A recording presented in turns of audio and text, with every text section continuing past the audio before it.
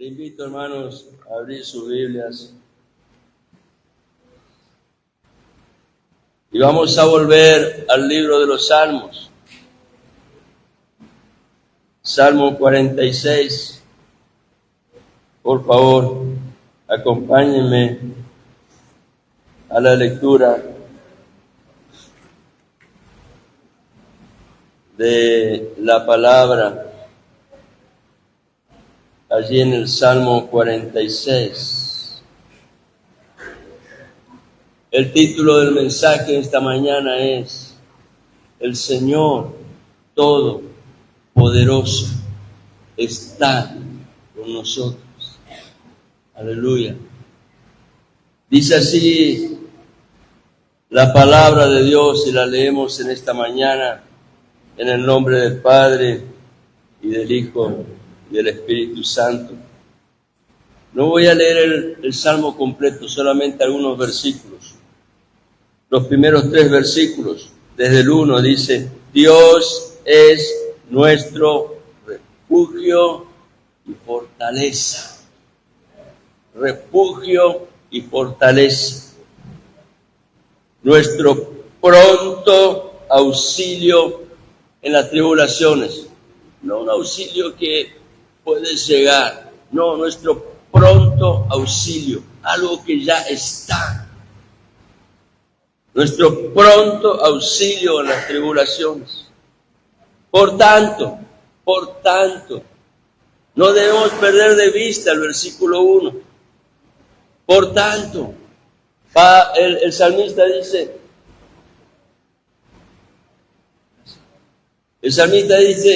ahí está el asunto, no lo pierdan de consideración. Por tanto, por lo que Dios, por todo lo que Él ha hecho, por lo que Él sigue haciendo, por lo que aún hará en el futuro, por tanto, no temeremos, aunque, y acá realmente me produce algo muy fuerte, porque el aunque habla de imposibilidades, habla de situaciones difíciles. Aunque, cosas que no podemos resolver, que están fuera de nuestro control. Aunque la tierra sufra cambios, y aunque los montes se deslicen al fondo de los mares. Versículo 3, aunque bramen y se agiten sus aguas, las aguas de los mares. Aunque, termina el versículo 3, también los montes sean temblando con creciente enojo. 4. El 4 es el número de la tierra. Y significa que todo acontecimiento de la tierra estará rodeado de este tipo de situaciones que escapan muchas veces de nuestro control. Y necesitamos confiar, descansar y depender de aquel que el salmista declara en el versículo 2 como el Dios que es nuestro refugio y fortaleza, nuestro pronto auxilio. Refugio, fortaleza, pronto auxilio.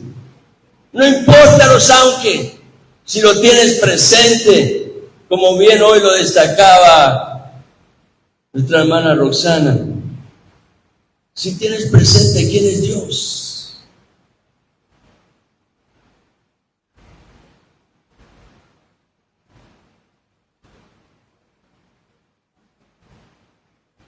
Y allí en la Biblia aparece el primer Selah.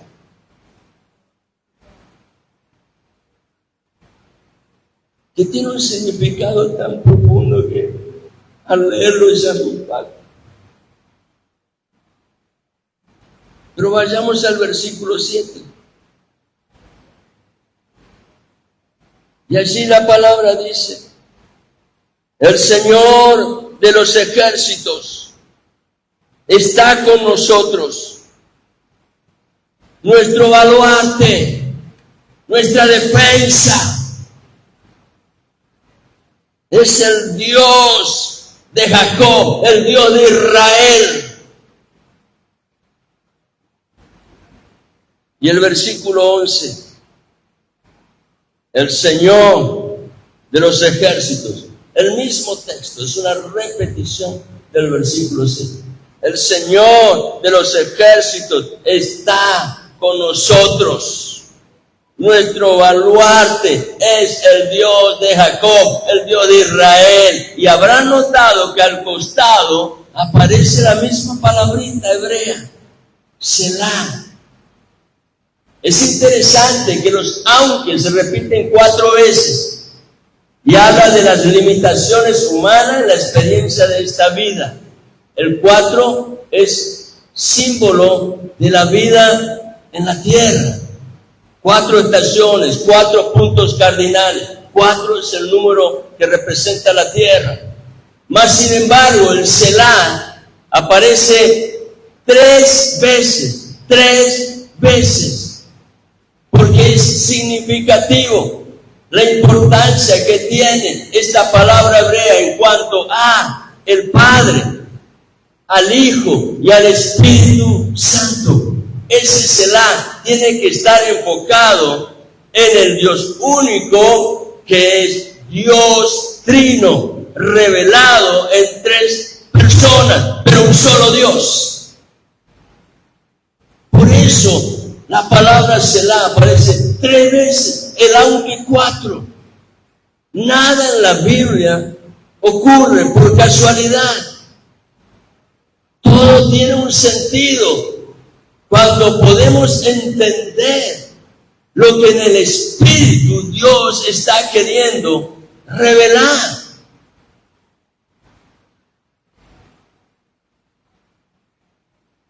En esta versión que yo les leí, que la Biblia a las Américas,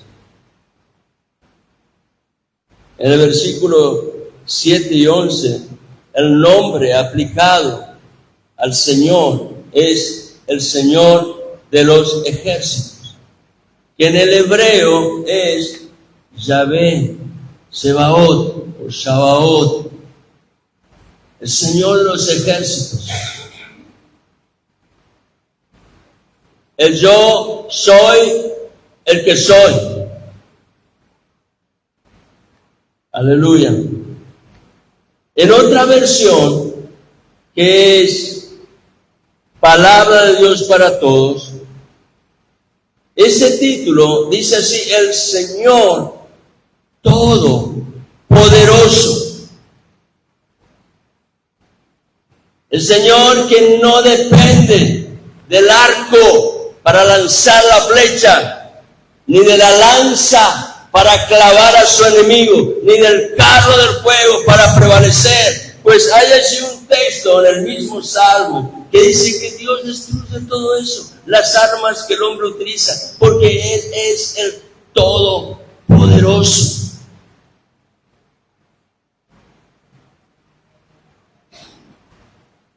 Aleluya. El escritor bíblico está expresando aquí, en este Salmo 46, que ya empezamos a verlo el domingo anterior. Pero recuerden, el título es el Señor Todopoderoso está con nosotros. El escritor bíblico está expresando su absoluta confianza en el Señor. Él sabe que en Dios no será defraudado, sin importar las circunstancias, sin importar los aunque. Podemos estar confiados y descansar en Dios, pues sabemos que nuestro Dios es todopoderoso y suficiente. Aleluya. Él es suficiente para brindarnos ayuda en los momentos difíciles, en aquellas dificultades que muchas veces tenemos que pasar y que parecen no tener solución. Esos valles donde parece que no hay salida. Donde a veces creemos que vamos a permanecer retenidos allí, sin posibilidad de avanzar. Por eso la palabra está allí manifestando distintas formas de oposición, de imposibilidades. Aunque los mares rujan con todo su furor, y vaya que lo hacen. Es impresionante cuando uno ve el mar sin control, moviéndose de una manera furiosa. Aunque sus olas, las olas del mar, sean una amenaza poderosa, aunque la tierra sufra y las montañas tiemblen a causa de los juicios de Dios, con todo eso, el salmista dice, podemos confiar, porque Él es nuestro refugio y fortaleza. Qué confianza extraordinaria hay en el corazón de uno que está firme en Dios. Y sus pensamientos, por cuanto está firme en Dios, permanecen en el Señor. Sus pensamientos se deleitan en reconocer la grandeza y fidelidad de su Dios. Esta confianza tan extraordinaria es la de aquellos que claman al nombre del Señor de los ejércitos. No somos hebraístas, pero tenemos que entender que los nombres de Dios en hebreo tienen una fuerza extraordinaria, porque es en el idioma original la forma en la cual Dios se comunicó directamente con ese pueblo que Él había separado entre las naciones de la tierra para dar a conocer al resto de las naciones quién es Dios. Y por eso es que hoy yo les señalaba cómo se declara este nombre en hebreos. El Señor de los ejércitos en hebreo es Yahvé o Adonai, Sebaot o Shabaot. Él es el Señor de los ejércitos, el Todopoderoso, y eso significa que Él es tu refugio, tu fortaleza, tu pronto auxilio, y ese es nada más y nada menos que el invencible Dios. Aleluya. Y estos que claman al nombre del Señor. Yo recuerdo una vez, hace un tiempo atrás, creo que ya les comenté, pero me viene a la memoria y se lo voy a decir de nuevo. Vino acá un profeta a Formosa. Él tenía un ministerio, el ministerio era de los estandartes. Cada tanto surge así una persona que toma una palabra y le da un énfasis desmedido a un objeto que ha sido testimonio para Israel en su tiempo. Y recuerdo que él, estando en un culto, sé que era una iglesia, no era del centro, creo que estaba retirada ya por la ruta. En un momento él cuenta un testimonio de una persona. Y dice que esta persona estaba transitando por la calle de una ciudad. Se ve que era un judío. Porque cuando llega a una esquina, se da cuenta que no podía evitar la colisión. Y lo único que atinó a hacer como judío es a pronunciar el nombre. ¿Saben que una de las formas que los judíos utilizan para nombrar a Dios, además de las que ya están aquí indicadas en su palabra, es esta palabrita en el hebreo que significa el nombre? Es nada más que eso, el nombre, pero en hebreo es Hashem. Hashem. Y este hombre, cuando ve que es inevitable el accidente y su vida está en riesgo, lo único que atina es abrir su boca y gritar Hashem. Y él contó después, no sé qué pasó, no sé cómo ocurrió, lo cierto es que crucé esa esquina y estaba del otro lado y no había sucedido nada. Ese es Dios.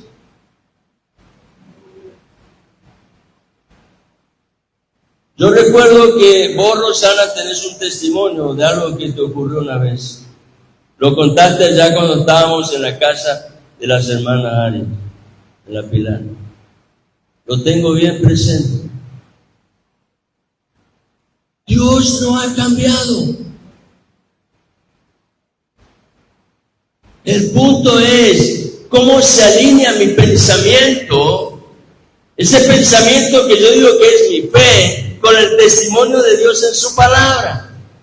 Porque allí está la llave. No se trata de lo que yo creo, de lo que yo pienso, de lo que yo digo. Se trata de lo que Dios ha querido revelar. Y eso marca la diferencia. Y aquellos que claman al nombre del Señor de los ejércitos, a Adonai Shabaoth, ellos están convencidos que Él es el invencible Dios. Y por cuanto claman, ponen su esperanza y de allí no se mueven, ponen su esperanza en la palabra que Dios habló a través del Espíritu Santo. Hay veces que el Espíritu Santo utiliza una sola palabra del texto, impacta la vida del oyente y le dice, esta palabra es para ti. Es tremendo, es la obra del Espíritu Santo. Yo le dije hace un tiempo atrás a Claudio, porque él siempre me cuenta, ¿no?, de ese anhelo de ver su familia cambiada, transformada, ganada para Cristo. Y yo le dije, apoyate en una promesa de Dios. Yo lo aprendí hace muchos años y en verdad le quiero decir que da excelente resultado. Apoyarse en la promesa de Dios va a hacer que nunca te sientas defraudado. Porque yo vivía con el mismo conflicto que Claudio. Cuando recién conocí al Señor, cuando estaba gateando, no sabía mucho. Pero cada vez que pensaba en el destino de mis padres, me quebrantaba. A veces me ponía a llorar solo. Yo decía, ¿qué será de ellos? Hasta que un día escuché esta enseñanza de un misionero que vino de Inglaterra, Malcolm Dunn. Y él, en una predicación traducida por una hermana que estaba allí, él dijo, esta enseñanza, si tienes un conflicto, si estás pasando por una prueba, apoya tu oración en una promesa de Dios. Y eso me vino a mi mente y cuando volví a casa, supe que era necesario entender cuál era la promesa del Señor para aplicarla a la vida de mis padres. Hasta que un día Dios alumbró mi corazón y supe por el Espíritu que esa era la promesa. Y en fe lo anoté al costado de mi Biblia y le puse la fecha y dije, por mis padres. Y Dios, que no avergüenza, Él hizo lo que yo no podía hacer. Aleluya. Aquellos que claman al nombre del Señor de los ejércitos, ponen su esperanza en la palabra que Dios habló a través del Espíritu Santo. La palabra tiene poder y autoridad. Fíjense lo que dice el Salmo 146, un versículo que no leímos, pero que está allí en el versículo 6. Dice, bramaron las naciones, se tambalearon los reinos. Pero ¿qué dice al final? Dio, Él, y se dará cuenta que Él está con mayúscula.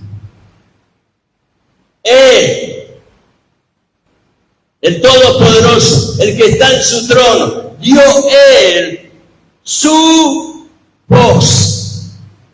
y la tierra se derritió. Cuando Dios habla, ¿quién se puede oponer? ¿Quién? Aleluya. Este es un testimonio fiel que ante la palabra de Dios toda la creación está sujeta. Él es el Todopoderoso, Dios, y su palabra tiene poder y autoridad. La grandeza de esta revelación en el Salmo 46 es digna de un Selah. Porque si no, no lo puedes entender y mucho menos asimilar.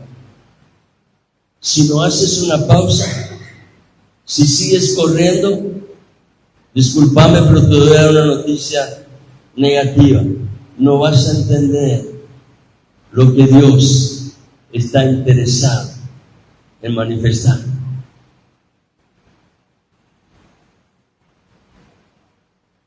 La grandeza de la revelación de Dios merece la importancia de una pausa. ¿Qué es la pausa? Freno de mano. Deja de acelerar, deja de correr. ¿Por qué tanto apuro? ¿A quién piensa que le vas a ganar? ¿A dónde quieres llegar antes?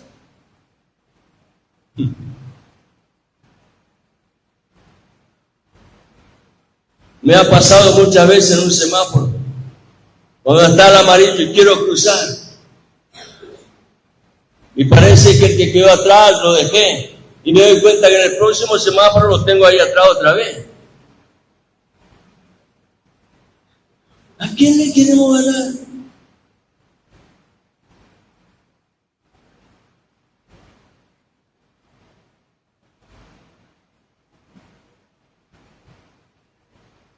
La vida es una carrera de resistencia, de perseverancia, de valor, de fe. La pausa es necesaria. Si te puede quedar una sola cosa de lo mucho que yo te puedo decir, que quizás en todo eso no haya nada fructífero, pero si te queda esto, ya me siento conforme. Me siento conforme. La pausa es necesaria para poder meditar, pensar en la revelación de la palabra. Y en esos tiempos en que estamos pensando, meditando en la palabra, al mismo momento también poder realizar una reflexión profunda, con toda la atención del alma, no con la mente disparada por allá, mis ojos colocados en la palabra y mi corazón revolucionado. Así no sirve, así no funciona.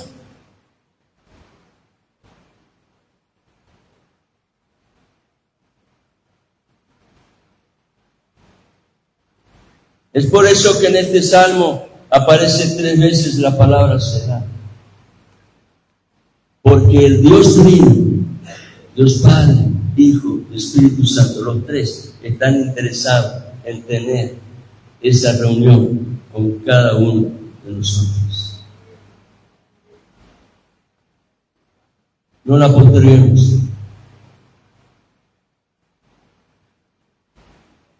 Un escritor y predicador muy conocido, no voy a dar el nombre, porque van a decir que constantemente lo estamos mencionando. Manuel lo usa mucho también. Dijo así: sería bueno si bajo la presión de la prueba y momentos difíciles que todos vamos a pasar, pudiéramos decir Selah, para hacer una pausa y dejar que Dios hable. Constantemente nos pasamos escuchando lo que el alma dice.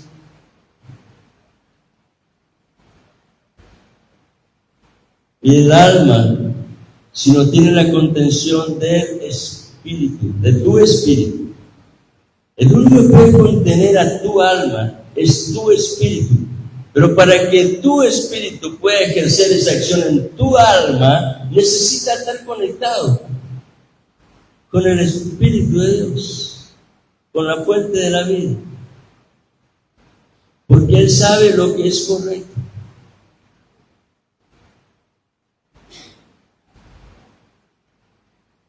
Necesitamos hacer una pausa, como decía este predicador, y dejar que Dios hable. Y dijo él, pero sucede el ay.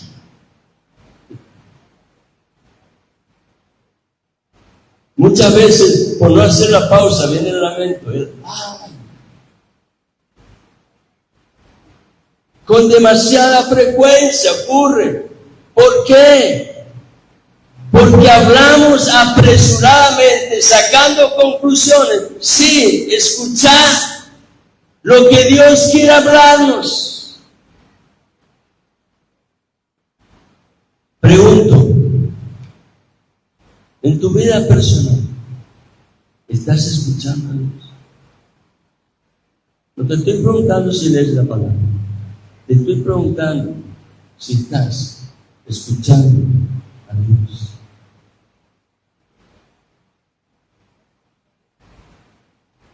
¿Sabías que esa es una disciplina? La disciplina más fructífera de la vida, que tiene todas las garantías, los mejores seguros, es aprender a escuchar a Dios. Necesitamos aprender esa disciplina. A mí muchas veces me pasa. ¿Y saben cuál es el problema que tenemos? Todo está para ti. Porque entramos ahí, tenemos internet, tenemos Google, tenemos esto, tenemos lo otro. Y a veces, en lugar de ocupar ese tiempo en escuchar a Dios, estamos escuchando todas las pavadas que están allí. Porque si pudiéramos filtrar todo lo que está allí, a través de la palabra, nos daríamos cuenta que más del 90% de lo que está allí es basura.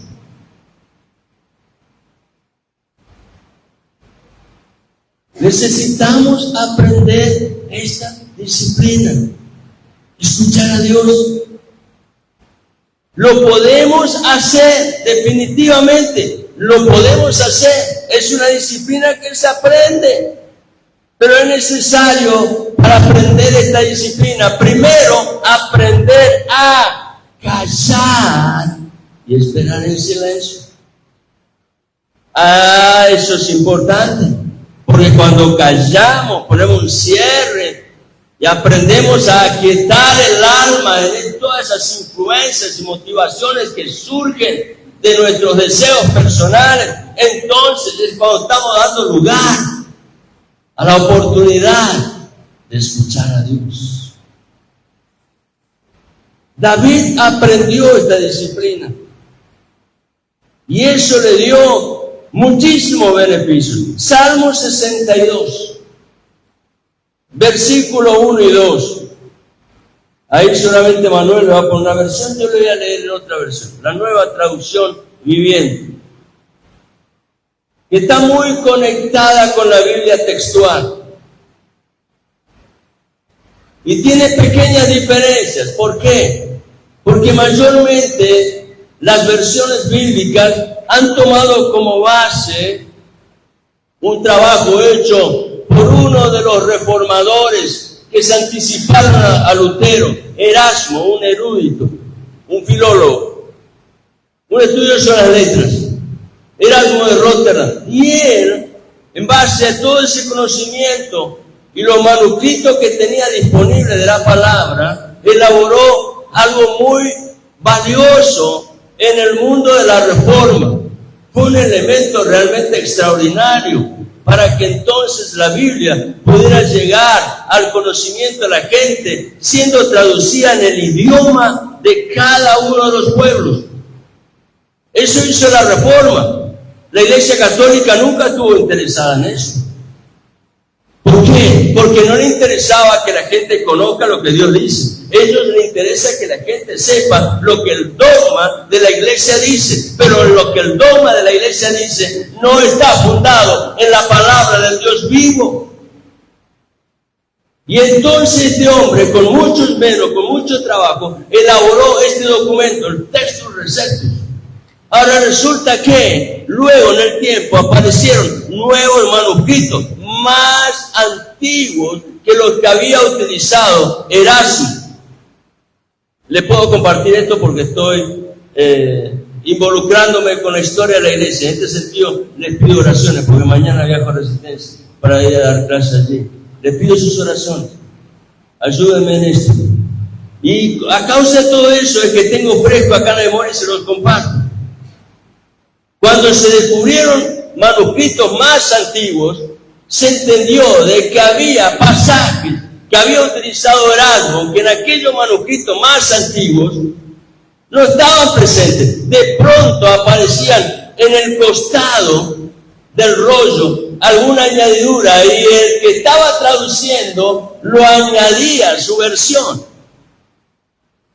Generalmente las añadiduras no producen conflicto en la doctrina de lo que se está explicando, pero es un exceso. Ahora, a causa de todo esto, es que acá, en esta versión que yo lo voy a leer, puede ser que aparezca diferencia, ahí está, con la Biblia de las Américas. Y les leo cómo dice la Nueva Traducción Viviente, que utiliza estos manuscritos más antiguos.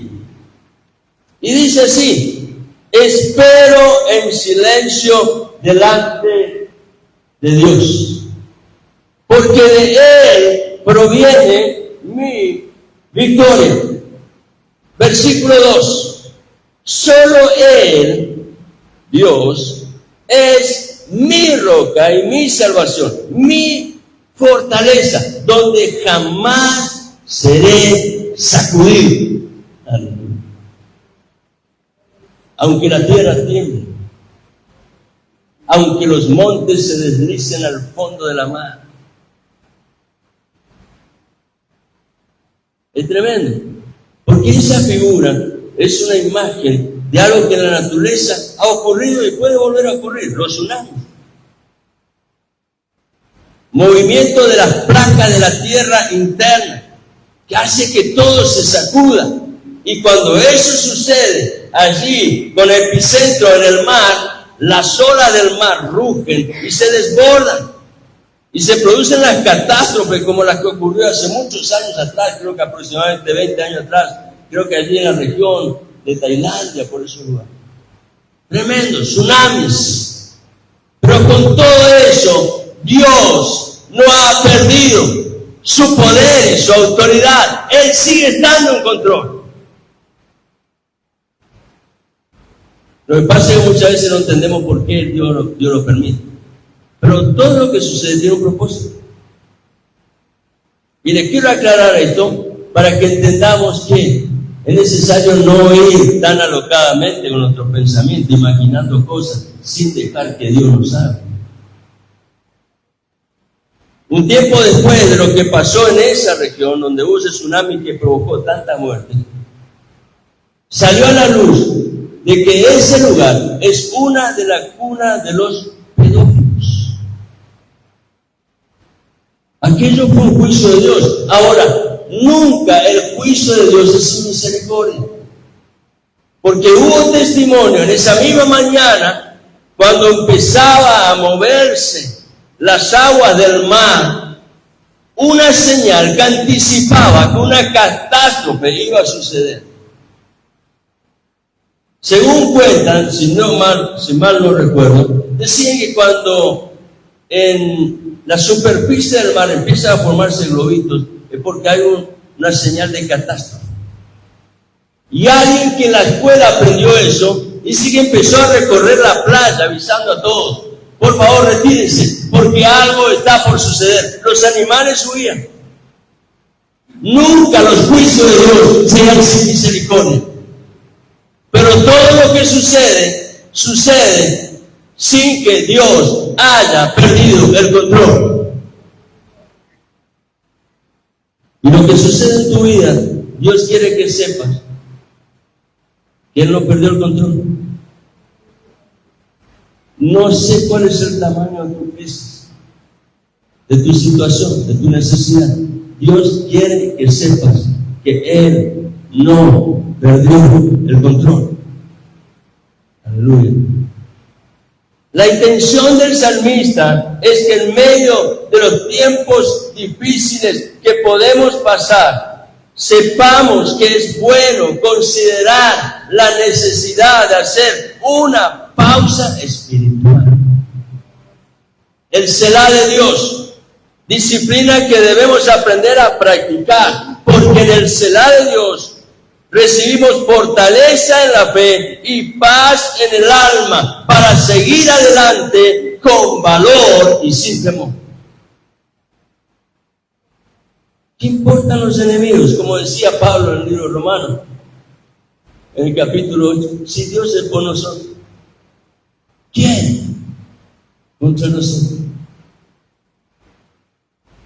El primer Selah, los versículos 1 al 3, muestra esa imagen que recién le describía. Un poder que amenaza destruir todo, algo imposible de controlar en la naturaleza. ¿Quién puede ponerle un freno a un tsunami? Imposible. Por lo menos en el ámbito de los hombres, ¿no? Pero en medio de esa calamidad hay alguien que es mayor que esa situación, alguien que es mayor en su poder y autoridad. Ese es Dios. Como dice el salmista, verdadero refugio, verdadera fortaleza para dar salvación y hacer que todo vuelva luego de haber manifestado su propósito, todo vuelva a su cauce como un río cuyas aguas corren mansamente. Vos, Fidel, sos uno de los, creo, buenos pescadores que hay en Formosa, ¿no? Y sabés los beneficios de andar por un río con aguas mansas. Bueno, de eso se ocupa Dios, de hacer que las aguas turbulentas del alma se aquieten y podamos dejarnos llevar por aquel que en el timonel de nuestra vida es suficiente para guiarnos a buen puerto.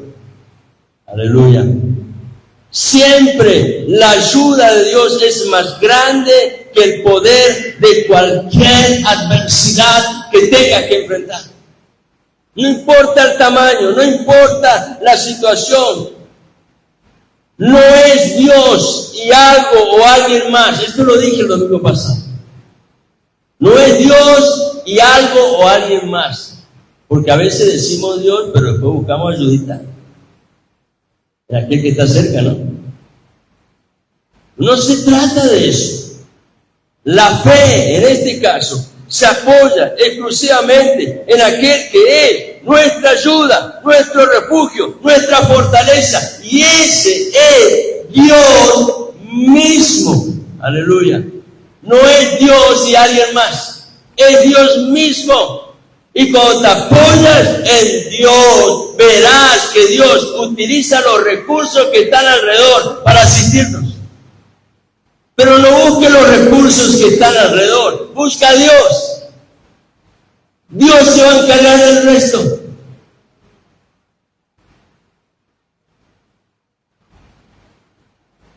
Déjame decirte esto, que te va a desafiar. Me desafía a mí. Y sé que te va a desafiar.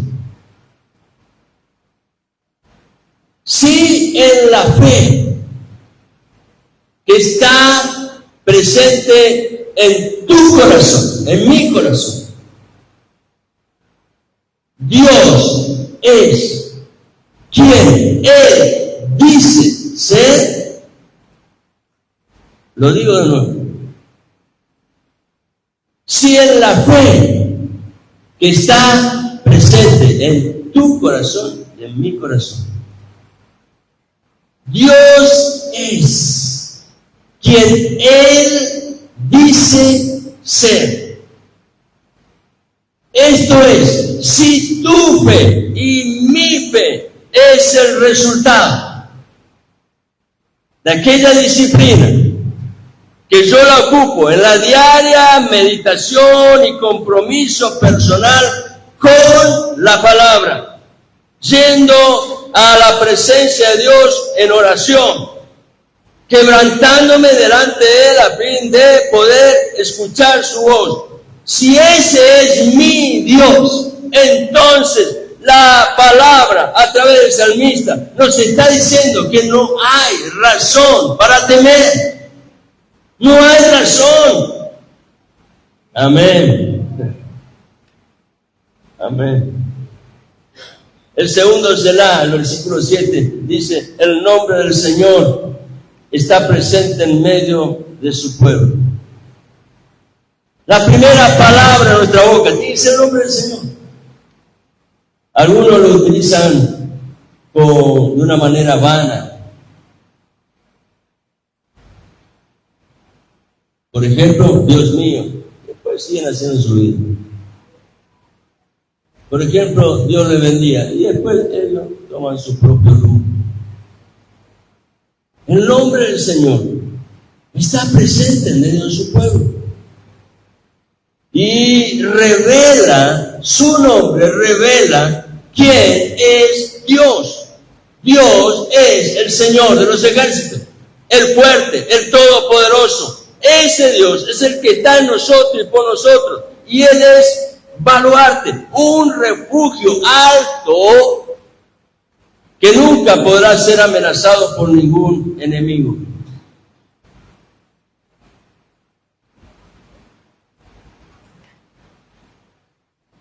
Hay una palabra profética en el Antiguo Testamento, si no me equivoco, es el libro de Abdías, en donde Dios proclama un juicio sobre una nación que vivía en las montañas. Y por cuanto ellos creían que estar en ese lugar los hacía inaccesibles y nada les podía alcanzar, Dios les dice: sepan una cosa, que si no se arrepienten, allí donde están ustedes, yo también alcanzo.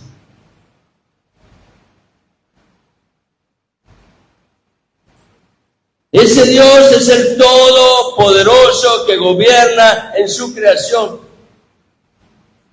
Las pasiones pecaminosas del corazón de los hombres que generan las guerras nunca estarán más allá de la soberanía de Dios.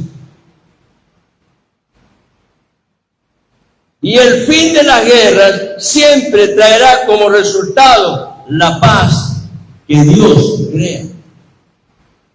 Lo voy a decir de nuevo. Las pasiones pecaminosas del corazón de los hombres que generan las guerras nunca estarán más allá de la soberanía de Dios. Nunca. No es que el hombre hace lo que él quiere, porque tiene poder simplemente, porque crearon drones, porque tienen todo el arma, el material bélico más sofisticado. No, querido, no. Nunca las pasiones de los corazones de los hombres pecaminosos que generan la guerra nunca estarán más allá de su soberanía. Dios no perdió el control. El punto es que no entendemos el propósito. ¿Y por qué no entendemos? Porque no sabemos hacer la pausa. Nos aventuramos a hablar rápidamente con ligereza, sin saber lo que Dios está diseñando. El fin de las guerras siempre traerá como resultado la paz que Dios crea. Él es Dios soberano, infinito y perfecto. Dios que tiene el control y nada sucede sin que Él lo permite. Y todo lo que Dios permite siempre tiene. Repito, todo lo que Dios permite siempre tiene un propósito que es santo, que es justo y que el hombre natural no llega a entender. Ante esa revelación es necesario considerar el próximo Selah, el Selah del versículo 11, que es idéntico al 7, enseñándonos que estamos doblemente seguros en Dios. Doblemente seguros en Dios. No importa el tamaño de las circunstancias que podamos atravesar. Lo que necesitamos es aprender a confiar en el propósito de Dios, que es bueno, es santo y es justo. Dios nunca se equivoca. Lo digo de nuevo, Dios nunca se equivoca. Puede ser que no entendamos, pero confía en Él. Dios nunca se equivoca. Dios nos llama, ya estoy terminando, a imitar la fe de Abraham, a quien Dios lo señala en la Escritura como padre de la fe. Nosotros descendemos de esa herencia espiritual, de la fe por la cual Abraham fue justificado delante de Dios, porque le creyó.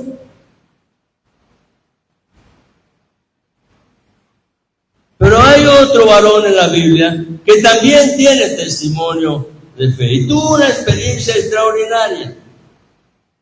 Y quiero decirte que el Dios que obró en la vida de este varón puede volver a manifestarse en la vida de cualquiera de nosotros. Ese varón se llama Josué. Dios nos llama a imitar la fe de estos hombres y mujeres que nos antecedieron en esta carrera que estamos nosotros desarrollando, poniendo nuestra mirada en el autor y consumador de la fe y avanzando siempre en esa fe hacia la meta que está delante. Pero necesitamos aprender de estos que nos dejaron ejemplo, hombres y mujeres. Capítulo 11 de Hebreos es un testimonio grandioso. Por eso lo reconoce dentro de la Biblia como la galería de la fe. Hombres y mujeres de fe que con valor emprendieron las circunstancias que tuvieron que enfrentar, porque clamaban y confiaban en el nombre del Señor. Y nosotros, como aquellos, necesitamos aprender y podemos confiar y descansar en esperanza contra esperanza, en la seguridad de que no seremos avergonzados. Pablo dice que Abraham creyó en esperanza contra esperanza. ¿Por qué? Pues cuando Dios le da la promesa a Abraham, él tenía 75 años, su mujer tenía 10 años menos, pero los dos estaban con problemas. Los que somos hombres sabemos lo que pasa cuando los años pasan. Y Abraham decía, a esta edad yo voy a tener descendencia. Y siendo aún mi esposa estéril, ¿se dan cuenta? Esperanza contra esperanza. Pero dice la Escritura que Abraham no se desmoronó, sino que se fortaleció en fe, en la seguridad de que no iba a ser avergonzado. Y esas adversidades que él estaba enfrentando serían como nada ante el Todopoderoso. Por supuesto que pagó un precio alto, porque en el camino muchas veces erró. Nos pasa a diario. Entonces hoy, para no hablar del pecado, yo digo elegantemente, erramos el blanco, porque en definitiva el significado de la palabra pecado es errar el blanco. Como nos cuesta aceptar que alguien nos diga que hicimos algo que estaba en contra de la voluntad de Dios. Entonces, esta palabra cae mejor. Es como que la podemos digerir más pronto.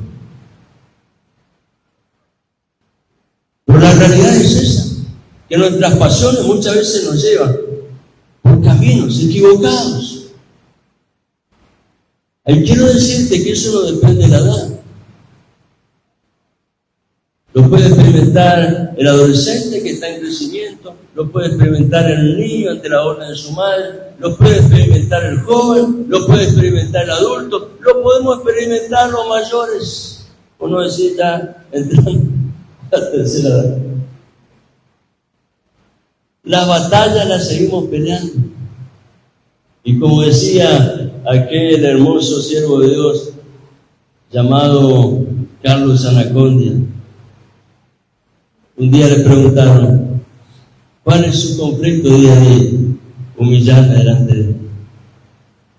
Carlos Anacondia, uno que se paraba en el púlpito y daba órdenes a los demonios y se veía la manifestación del poder de Dios. Pelear con mi orgullo, con mi vanidad. Estamos todavía, si se pellizcan, se va a dar cuenta que le duele. Estamos todavía en un cuerpo de carne y sangre. Y las vanidades están ahí a flor de piel. Pero eso no significa que ellas tienen que prevalecer. Si estamos dispuestos a hacer la pausa necesaria y disciplinarnos en este sentido, Dios nos llevará por senda de justicia y de vida eterna. Aleluya. Quiero terminar leyendo este pasaje de Josué para que lo lleven a sus casas y lo tengan como un motivo de meditación en esta semana. Porque les repito, la experiencia de Josué puede llegar a ser tu experiencia y la mía. Josué capítulo 5. Sin entrar en más detalles, leo allí el versículo 13 al 15.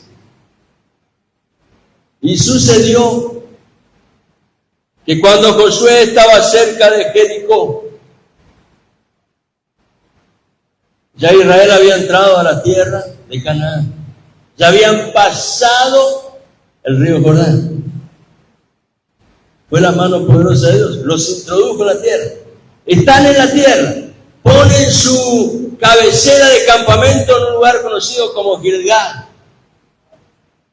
Y allí Dios le dice, es necesario que celebren la Pascua. Por 40 años, a causa de su rebelión, no habían celebrado la Pascua, que es para nosotros hoy el equivalente de la mesa del Señor.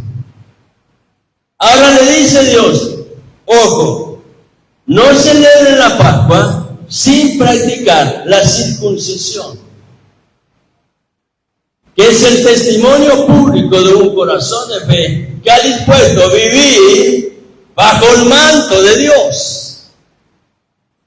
Y esa señal llega a ser muy parecida a la señal del bautismo. Ahora, cuando ellos están allí, Dios le dice, circuncida. Y practicaron la circuncisión a todos.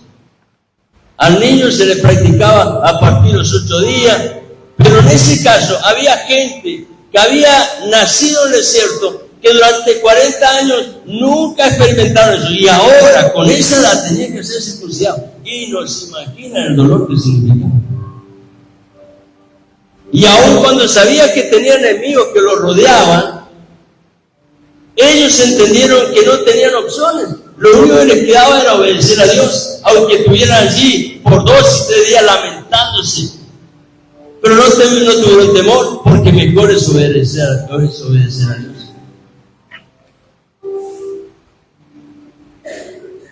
Si obedeces a Dios, no tengas temor a tus enemigos.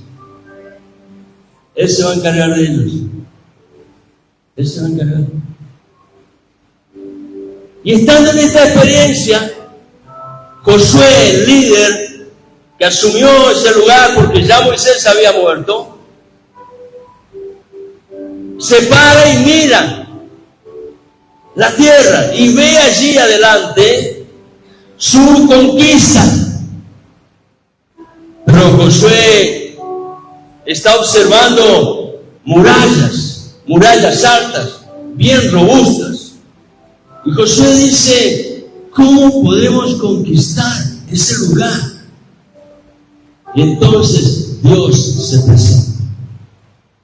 Una experiencia muy similar a la de Moisés, pero en este caso no fue una zarza caldea, era una teofanía, porque él lo que ve es la figura de un varón.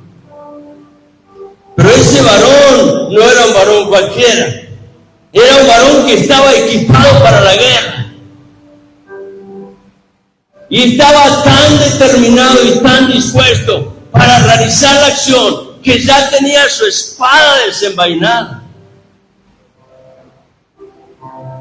Josué lo ve y se da cuenta que tiene figura de hombre, es un varón y tiene una espada en la mano, símbolo de que allí hay una circunstancia de guerra. Y entonces se genera este diálogo. Josué capítulo 5, versículo 13. Y sucedió que cuando Josué estaba cerca de Jericó, levantó los ojos, miró, y he aquí un hombre estaba frente a él, con una espada desenvainada en la mano. Y Josué fue hacia él, como aquella vez Moisés hacia la zarza cardía. Y Josué le habló. Eso es lo que Dios espera de cada uno de sus hijos, que le hablemos. Cuéntale al Señor lo que te está pasando. No te avergüences. Josué le dijo, eres de los nuestros, estás con nosotros, o eres de nosotros, de nuestros enemigos. La respuesta es tremenda. Versículo 14. El varón respondió, no soy de ustedes ni de los otros.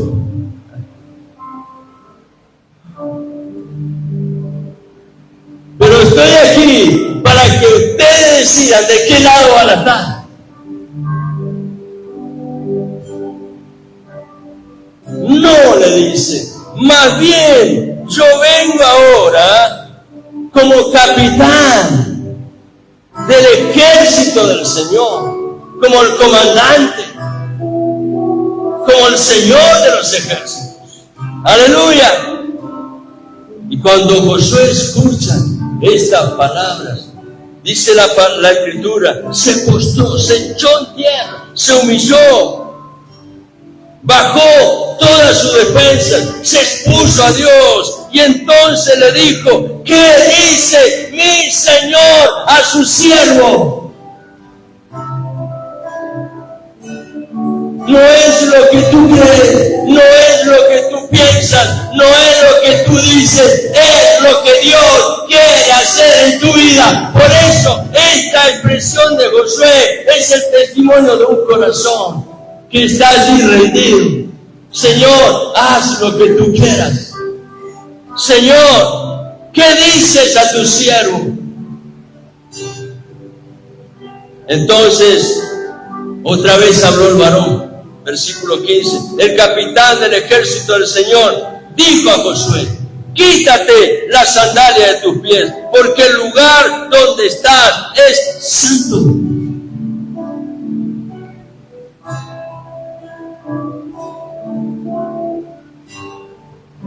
Nunca pierdas la conciencia de esta realidad. Nunca perdamos la conciencia de esta realidad. Porque cuando nos acercamos a Dios, estamos pisando tierra santa.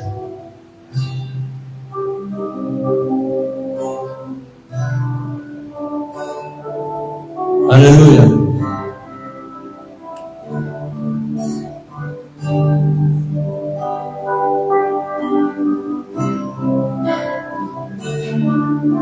Señor le enseñó a Josué que andar con Él demanda santidad.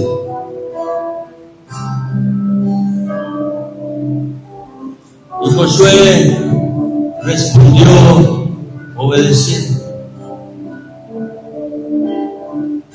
Termino diciéndote esto. Siempre la ayuda de Dios es mayor que el tamaño de la dificultad que enfrentas. Si en la fe presente en tu corazón, Dios es quien Él dice ser en su palabra, entonces no hay nada que temer. Aleluya. Si lo crees, recibe en esta mañana en fe la bendición del Señor que a través del Espíritu Santo está descendiendo. Invito a estar en pie, por favor. Señor, oramos delante de tu presencia. Y yo quiero clamar delante de tu trono, Padre, unido en fe con mis hermanos, y decirte, Señor, así como obraste en aquellos días, hoy te pedimos que vuelvas a hacerlo nuevamente. Confiamos en ti, esperamos de ti cosas aún mayores de las que nuestros ojos pueden ver. Señor, aunque la batalla a veces dura, confesamos tu nombre. Tú eres el Señor de señores y en tu nombre nos apoyamos y corremos a tu presencia porque anhelamos recibir por tu palabra y la promesa todo lo que tú has dispuesto en tu perfecta voluntad. Aleluya.